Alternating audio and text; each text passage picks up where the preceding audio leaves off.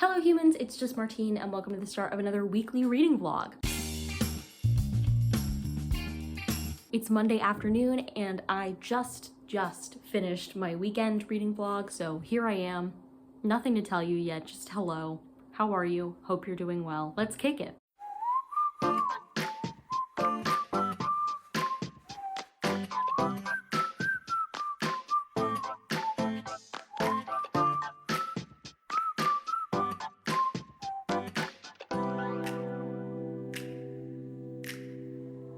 Falling to pieces in my room.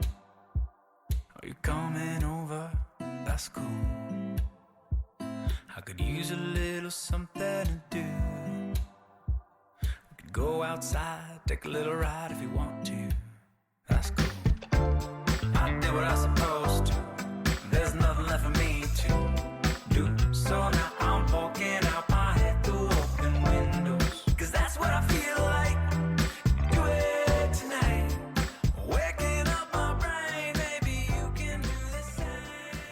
Good morning, happy Wednesday. Yeah, it's Wednesday morning. I have not finished anything that I can talk to you about yet so far this week, but I just wanted to come and say hello. I have been reading a lot every day, well trying to, because on Discord, I'm part of this group that's doing this readathon that's like based on the number of pages you read. It's a board game and I chose hard mode.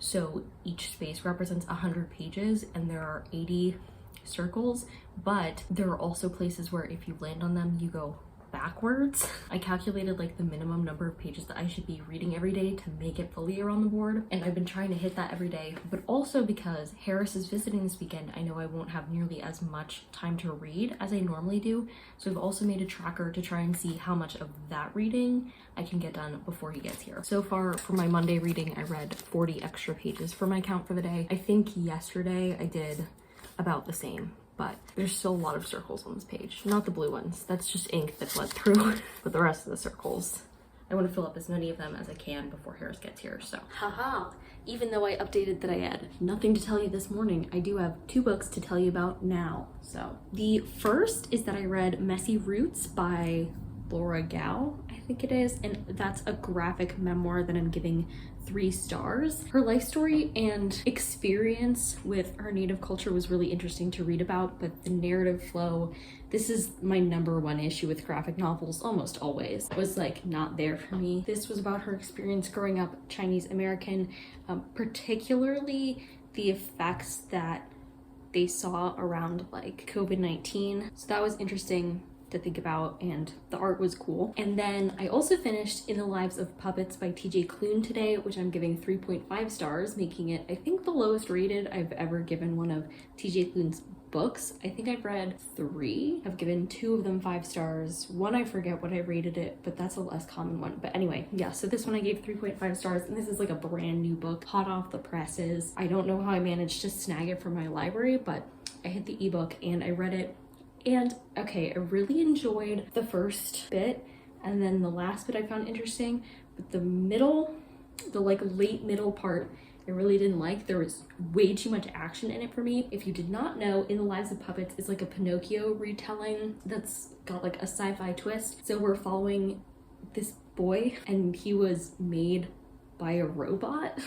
Like, he's a human boy and he was made by a robot. And so we still have that same traditional story of Pinocchio where we have the themes of like humanity and what it is to be real and not, in kind of a reverse way from the original Pinocchio story. It was fun to see the different ways that TJ Klune like took from Pinocchio as a story to do things like with the whale machine and everything. The late middle was just way too much was happening, because that was the part where they were like actually adventuring. So we took like a while to set up the characters in the beginning, and I really enjoyed that. I really jived with most of the characters in this. Rambo is my favorite though. He was the little vacuum cleaner robot, which is actually the whole inspiration for the story. In his author note, TJ Klune said that this whole story came to him when he bought a Roomba, and he was like, this is a silly little machine, and then he was like, oh my gosh, I have an idea.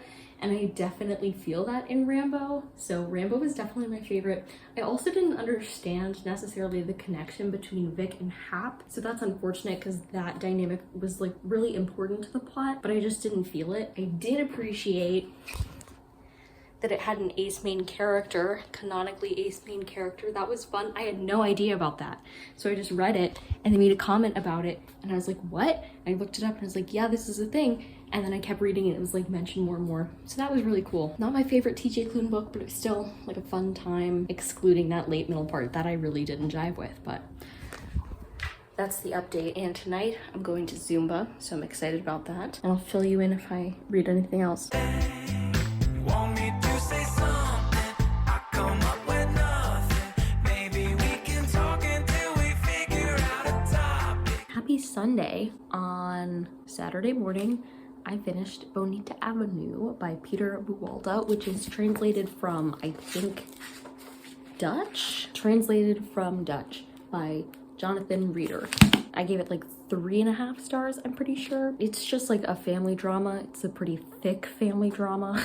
This is a heavy book to hold. It does cover some like taboo topics, so definitely look that up if you want to read this, but it was just fine. And the narrative was really skippy to me. Like sometimes I had trouble knowing whose perspective we were following, so just know that. That's it. That's all I have to say about this. It was fine.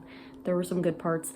They called a McDonald's drive-through a McDrive, which I really enjoyed. I think that was like the highlight of the book for me. So Been so long in my head, caught up in my feelings.